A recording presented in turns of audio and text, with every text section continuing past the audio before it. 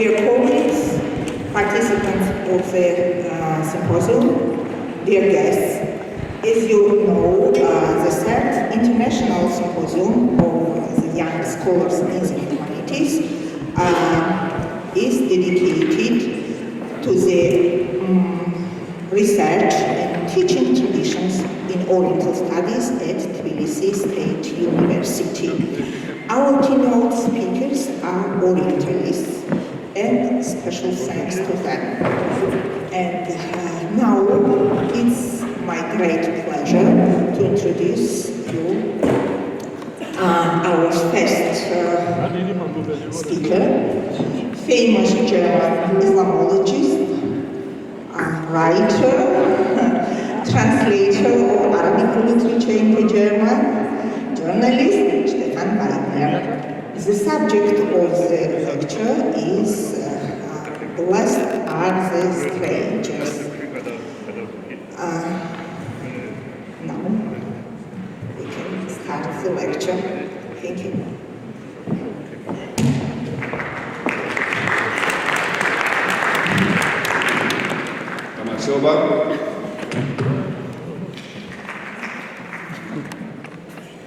بدأ الإسلام غريبا وسيعود كما بدأ غريبا فطوبى للغرباء. Islam began as a stranger and it will become a stranger again as it once began.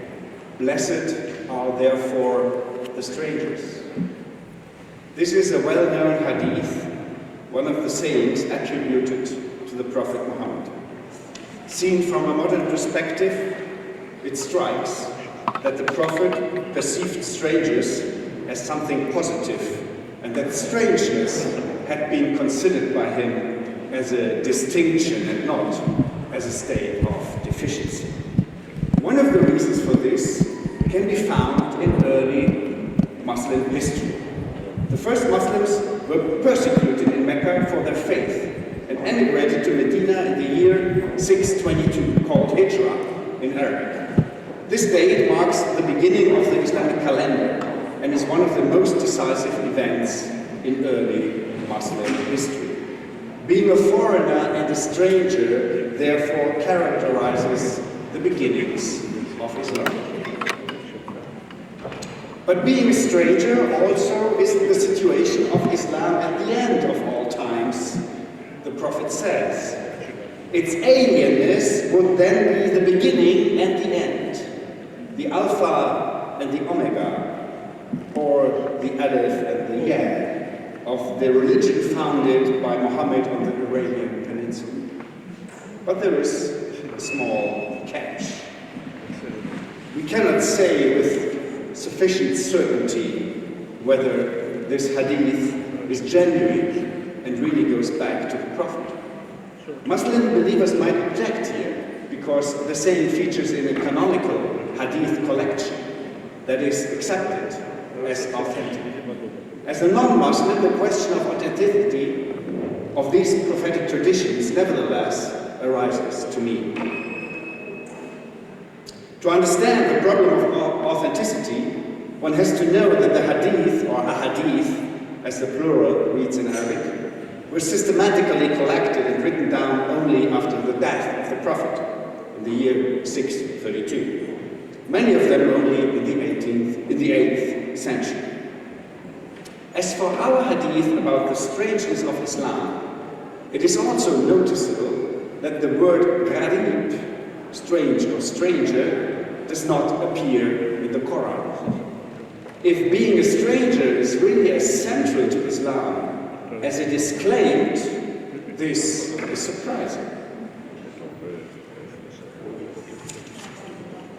But the origins of the word, as well as the questions of authenticity, do not concern us here. For our purpose, it is only important that this hadith has become canonical and is recognized as genuine among the faithful. In another hadith, it says, كنت في الدنيا كأنك غريب أو عابر سبيل. Be in this world as if you were a stranger or a passerby on a path. This is one of the most famous statements handed down by the Prophet and features in one of the most widespread hadith collections, the so-called 40 Hadith, which was compiled in the 13th century by the religious scholar An-Nawawi, and which is still very popular today. The question of authenticity also arises here, but let us look at it from the point of view of content. This simple rule of life, be in this world as if you were a stranger, has a widely ramified cultural, historical background. Its starting point is the assumption, which can be traced back to much older religious and philosophical currents, that man's real home is not here in this world, but in the hereafter, with God. In this world, man is only in exile. This belief is present also in the other two monotheistic religions. Its origins can be traced back to the book of Genesis. The state of being a stranger or foreigner, we can conclude with reference to the first hadith quoted here, is thus not only at the beginning of Islam, but also at the beginning of all the other three monotheistic world religions, and is inscribed in them in the narrative of the expulsion of Adam and Eve from paradise. Thus, it says in verse 19 of the 119th Psalm, I am a guest on earth. Such statements about man's being a guest in this world can be found in various passages in the Old Testament. In the New Testament, something similar is expressed in the letter to the Philippians, in which it says, quote, but our homeland is in heaven. This idea becomes even clearer in Paul's epistle to the Hebrews. There it says, quote, these all confessed that they were strangers and without citizenship on earth. But now they are seeking a better fatherland, which is a heavenly one. However, the most important influence on Islam concerning the conception of ghurba, alienation or strangeness, was probably not Christianity nor Judaism, but the gnosis. Gnosis is the collective term for various religious currents that had a great influence in the Middle East and the Eastern Mediterranean from the time of Alexander the Great in the 4th century BC to the early Middle Ages. While Gnosis, as such, no longer exists, Gnostic thought has entered all monotheistic religions. Today, it can be detected in numerous religious and non-religious political ideologies, as well as in esoteric or New Age belief systems. In short, Gnostic faith consists of the assumption that man was thrown from the otherworldly realm of light into the darkness of this world. Thus, he is a stranger here and should return. Quote, the recollection of his own alienness, the recognition of his place of exile for what it is the first step back. The awakened homesickness is the beginning of the return, writes the Gnosis researcher Hans Jonas. And he adds, quote, all this belongs to the suffering side of alienness, yet with relation to its origin, it is at the same time a mark of excellence, a source of power and of secret love. The concept of the stranger that underlies the hadith quoted above is hardly conceivable without gnosis, as Jonas describes it. Therefore, it is not at all surprising that the idea of man's being a stranger on earth, and the words gharib and Ghorba, are not yet found in the Quran, while 150 years later, it appears in the Prophet's sayings. For unlike the Arabian Peninsula, where Muhammad preached, the Eastern Mediterranean and Mesopotamia, today's Iraq, were a center of gnosis.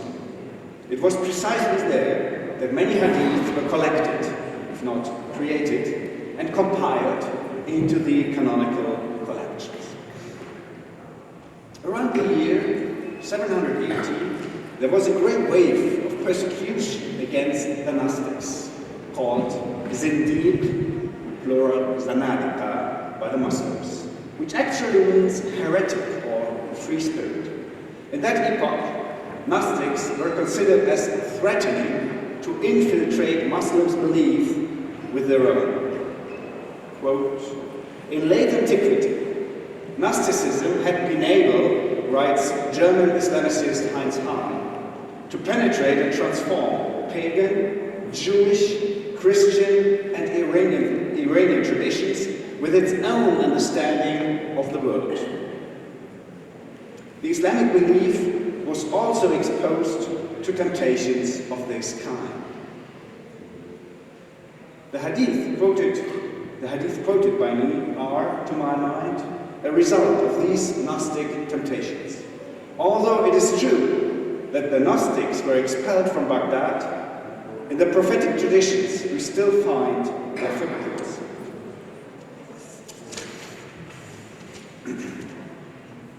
The incorporation of Gnostic beliefs at the time of the early Abbasid Caliphate shows us how Islam succeeded in integrating many non-Islamic ideas and thus becoming also acceptable for people who were inclined to Gnostic worldviews. Already in 1909, the Orientalist Ignaz Goldziher spoke of a characteristic appetite for appropriation of Islam and emphasized that the Hadith was one of the most popular vehicles for this appropriation. Another vehicle was Sufism, that is, mysticism. Sufism, according to Goldziher, had made Neoplatonic and Gnostic thoughts applicable in Islam. If this is true, then it is not Judaism and Christianity, but Islam, which is the actual heir and successor of Gnosis, in both good and evil, one is inclined to say. The alienness emphasized in the Gnostic Hadith incites man to strive from the world towards God and the hereafter, just as the stranger in the exile looks for his homeland and his family. The fact that man is at odds with the world, or can feel in it like an alien, reveals to him that in truth he belongs somewhere else, namely to God and the hereafter. Conversely, this world, the here and now, is described as a place or state of deficiency, which cannot be man's own. The aforementioned hadith, be in this world as if you were a stranger or one who passes by on a path, implies that man is urged to be a stranger even when he is not, and feels well in this world. It follows that whoever is too satisfied, whoever feels too much at home in the world, has almost given up on his or her faith and does not follow the example of the prophet. If man knows the world too well, Jonas writes, quote, he forgets that he is a stranger and gets lost by succumbing to the lure of the alien world and becoming estranged from his own origin. We can find the same idea in a Sufi saying which says, a stranger is he who is far from home while he dwells there. A stranger is he who is far from home while he dwells there, while he is at home. Or, a stranger is not he who is far from his homeland, but he who has few siblings and people like himself. When the mystic Shibli was asked what familiarity with God was, he is said to have answered,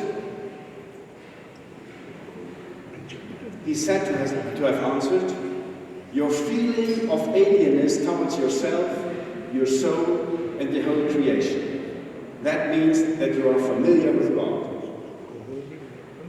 With these Sufi sayings, we come quite close to a state of mind and soul which feels alienation even in the most familiar environment. But in spite of all this, in Islam as in Gnosis, being a stranger is marked by a considerable ambiguity. For sure, it is and remains a state of deficiency. To feel alien is certainly not something which should be wished for. However, this negativity is not the one and only result of alienation. Rather, being or feeling like a stranger is highly appreciated, since it leads to something.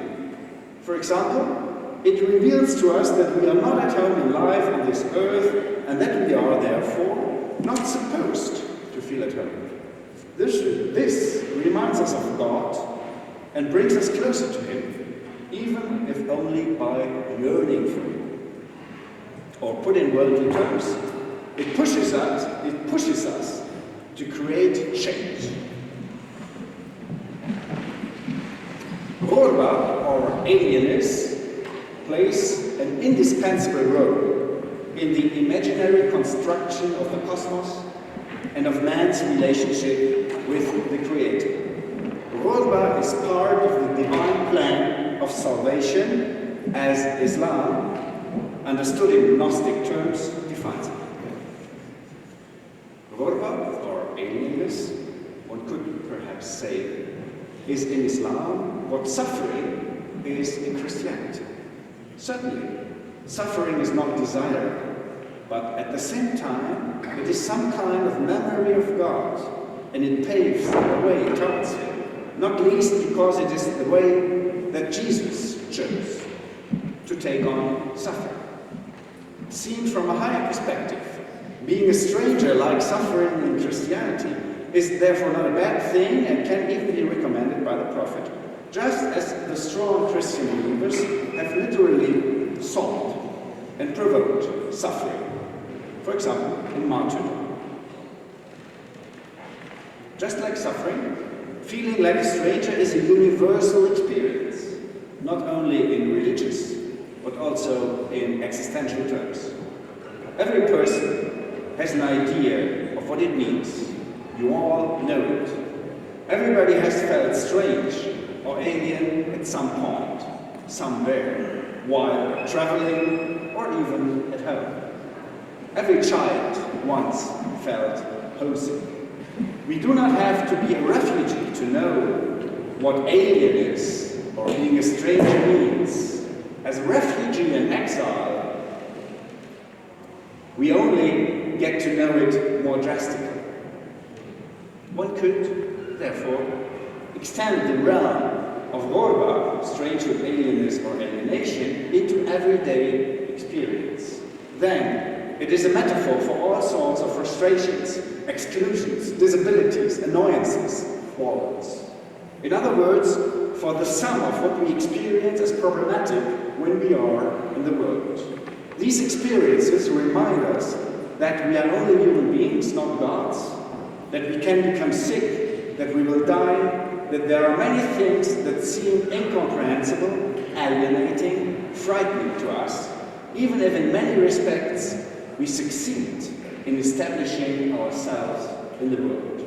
The fact that we rarely, perhaps only in moments of ecstasy, merge with the outer world reminds us of our ghurba, which we can therefore call a basic human experience. While Orthodox Islam, up to today's Salafism, has often dealt with very secular questions of concrete action and practical morals, it was, as we have already seen, Islamic mysticism and Muslim philosophers and poets who popularized this idea and turned it into a key concept of their worldview. One of the most remarkable examples of how Sufi Islam interprets the here and now as exile is a parable by Shihabuddin Suhrawardi called Al-Maktoum, the killed one, because he was executed in 1191 at the age of 36 in Aleppo by order of Saladin. He had pushed his mystical speculations too far and was suspected of being, as indeed, a heretic or a Gnostic. If we read his text, we are not surprised by this suspicion. The Gnostic elements in it are unmistakable. The parable is entitled Qissat al-Ghurbat al-Gharbiyya, Story of Western Alienation or Western Exile. The title contains a pun. While the word gharib means stranger, as I have already mentioned, the word gharbi, derived from the same root, means western, and gharb means west. That is the place of sunset, which is the meaning of this word in the Quran. The Arabic title of Suhrawardi's parable thus combines the two meanings of the root ghaib, raba, west, and exile or strange. And as we will see, the parable is the illustration of this play on words. The narrator tells how he and his brother went out far west on a hunting trip and ended up in the Tunisian city of Kairouan, where the inhabitants captured them and threw them into a well. A castle is enthroned above the well, and the prisoners are allowed to climb the tower of the castle at night. There, the hoopoe, considered a messenger bird in Islam, brings them a message from their father, who asked them to remember him and to return to him to the east. Ahlik, ahlak, says the demand in Arabic. Again, one of the numerous onomatopoetic puns in this text, and it means, let your people go to ruins. What is meant by this drastic expression? It is that the narrator should turn away from everything that binds him to the world, even his family. After overcoming numerous obstacles, reminiscent of apocalyptic scenes from the Bible, the narrator arrives at his father's place in the kingdom of light. There, he receives good and bad news. The bad news is that he has to return to the prison well in the west because he has not yet sufficiently freed himself from what binds him to the world. The good news consists in the promise that one day he will succeed and that he will be able to enter the kingdom of light again at any time. In this story, too, alienness or exile appears as a fundamental human condition.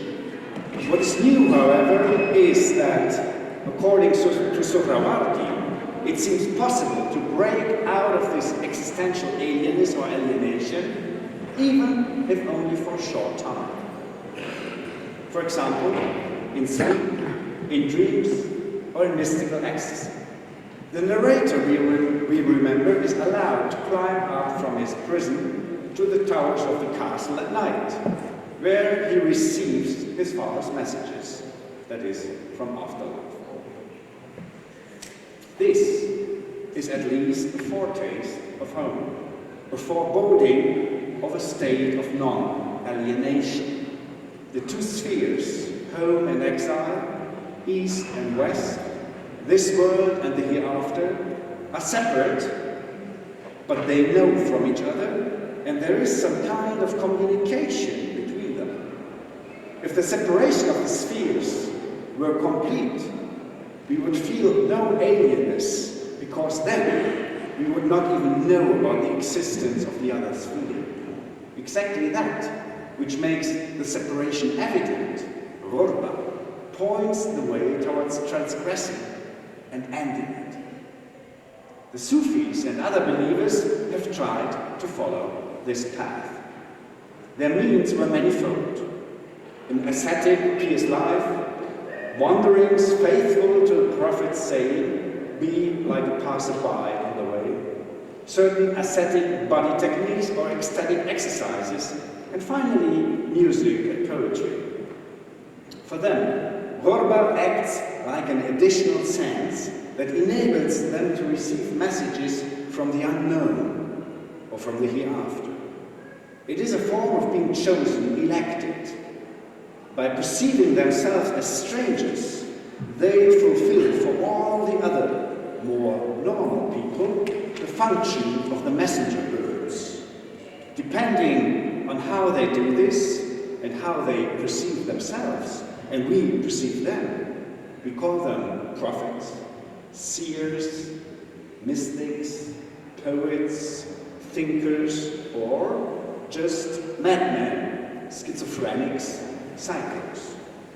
By confronting us with our existential alienation, they open up the possibility for us to overcome it, or at least to hope for an overcoming. They provide patterns of interpretation, metaphors, or sometimes mystical practices, such as the dance of the Mevlevi dervishes, who are inspired by the Sufi poet Jalaluddin Rumi. And they help us to overcome alienation and separation.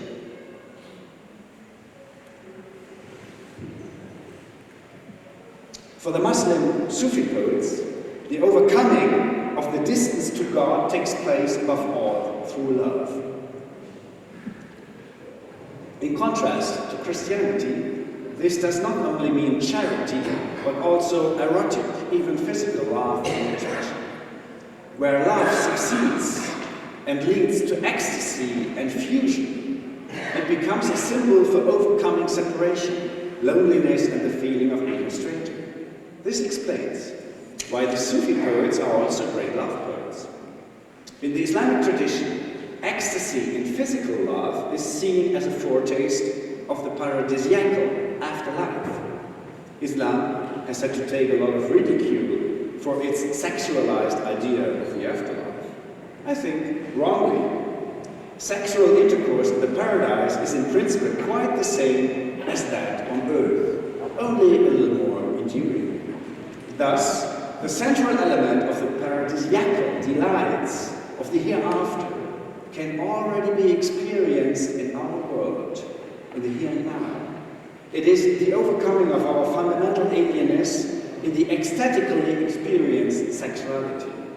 The belief in a world beyond, paradoxically, leads to an appreciation of this world and of carnal existence.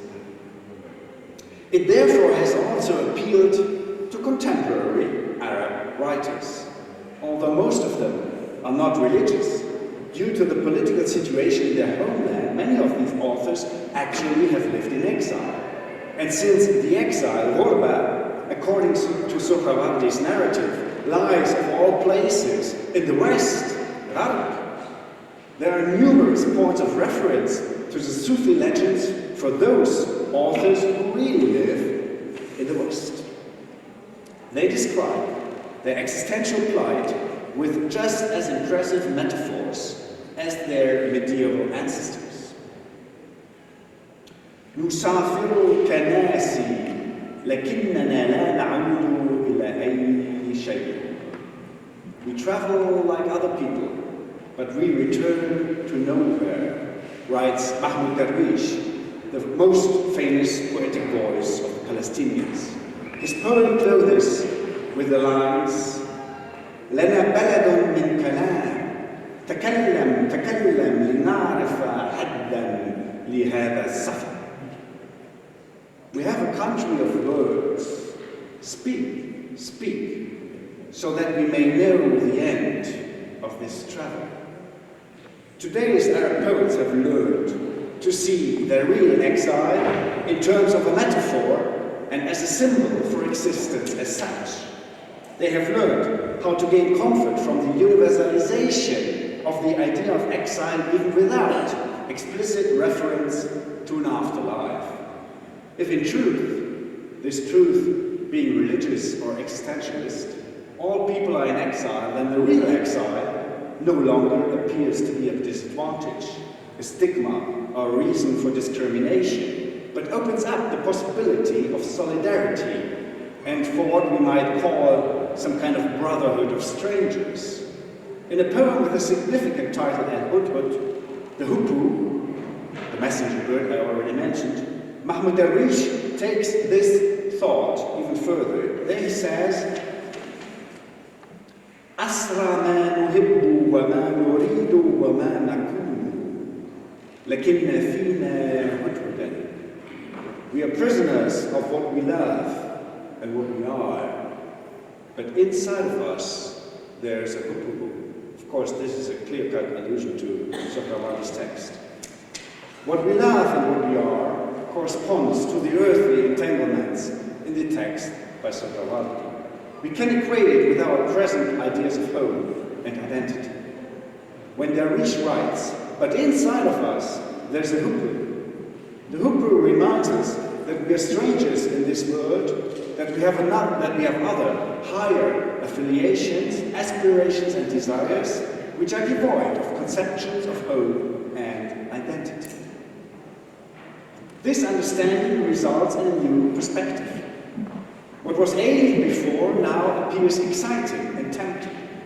Hoopoe and prophet, hoopoe and poet are tempters, whisperers, missionaries of the strange world, and they exhort us, like the prophet, kun ghariban, become a stranger. Or to put it blatantly, in decidedly modern terms, alienate yourself. Thus, we have returned to the hadith about alienness quoted in the beginning. And yet, we have covered a long journey. We no longer need to believe in the afterlife in order to appreciate alienness and strangehood. The hoopoe does not come from the hereafter, but is inside of us.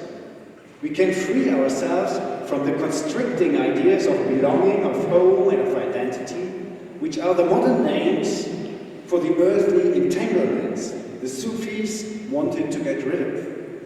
Religion can be a help in this process, but it is by no means necessary. This we learn also from Syrian poet Adonis, born in 1930, who gave expression to a radical version of the earthly exile without any hereafter. For him, too, concepts such as homeland and identity have lost their meaning. If everything is strange and exile looms everywhere, since there is no afterlife and God is dead, as Adonis writes frankly in other verses, then the most sensible thing to do is to confess exactly that and to abolish the concept of a home here on earth. This is what Adonis says in his poem Ard bila ma'ad, Earth without return. Even if you came home, Ulysses, even if the four dimensions became too narrow for you, you will remain the story of a departure. You will remain on an earth without promise. You will remain on an earth without return, even if you came home, Ulysses. A wandering Sufi, some kind of Muslim Ulysses, if you like, was also Ibn Arabi, born in Andalusia in 1165. He moved along the entire southern Mediterranean to the east. Around the year 1200, Ibn Arabi arrived in Mecca and made the pilgrimage. In memory of his pilgrimage and of an erratic experience there, he wrote a cycle of mystical love poems entitled The Interpreter of Desires, Tarjuma al-Ashwaq. The following verses, among others, can be found in this volume. He saw lightning in the east, and he longed for the east. But if it had flashed in the west, he would have longed for the west. My desire is for lightning and its gleam, not for a place, not for a country. Here too, the idea is rejected that the homeland exists in a concrete place.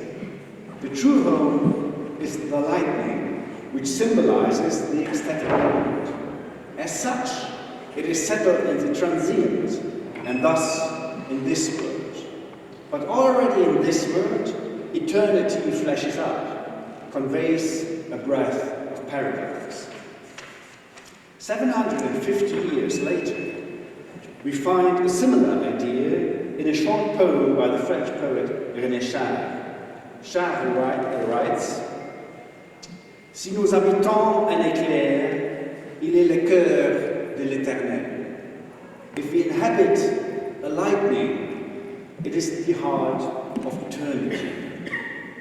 Eternity flashes in the shortest moment, at least when we are able to comprehend it as a kind of home, and to inhabit it by resigning ourselves to this passing of time, which is at the same time the transience and absurdity of life itself. René Char was a close friend of Albert Camus, the Franco-Algerian existentialist and Nobel Prize winner of literature, who placed the absurdity of existence and the strangehood of man at the center of his work. In his book, The Myth of Sisyphus, he treats suicide as a philosophical question. Quote, judging whether life is or is not worth living amounts to answering the fundamental question of philosophy. The importance of this question for philosophy arises in the face of the presumed absurdity of existence.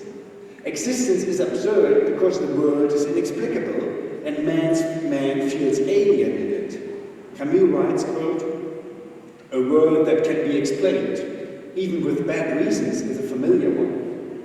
But on the other hand, in a universe suddenly divested of illusions and lights, man feels like an alien, a stranger. His exile is without remedy, since he is deprived of the memory of lost home or the hope of a promised land. The oldest and strangest religious ideas, we may conclude, are much closer to us today than we would have expected in the beginning. The concept of ghurba, of man being a stranger on earth, also provides a way to bridge the seemingly insurmountable gap between believers and non-believers, between religious and non-religious people, because both can share this concept and refer to it. Furthermore, it allows us to regard the real strangers, that is, in everyday language, the immigrants, the refugees, the foreigners, as our own folk, since we share with them the same destiny, namely that of being strangers in the world. It would seem logical, therefore, to understand this concept as an expression of human equality instead of misusing it for warfare and terrorism. In addition to all this, alienness and absurdity, ghurba, have become a means of and a way to ecstasy and artistic expression in modernity. Estrangement is one of the most important means of art, both modern and mystical. For what seems strange also appears new, surprising, inspiring, opening up new horizons and inciting our spirit of discovery. The concept or teaching of the fundamental alienness of man in the world, as outlandish as it might have seemed at first glance, can therefore be considered as a positive force which enables us to transcend our existential isolation towards a communication with everything that is different, foreign, and new. From this perspective, even a non-believer is entitled to agree with the prophetic hadith, be it authentic or not, which says, Fatuba lil-ghuraba, blessed are the strangers, Madloba.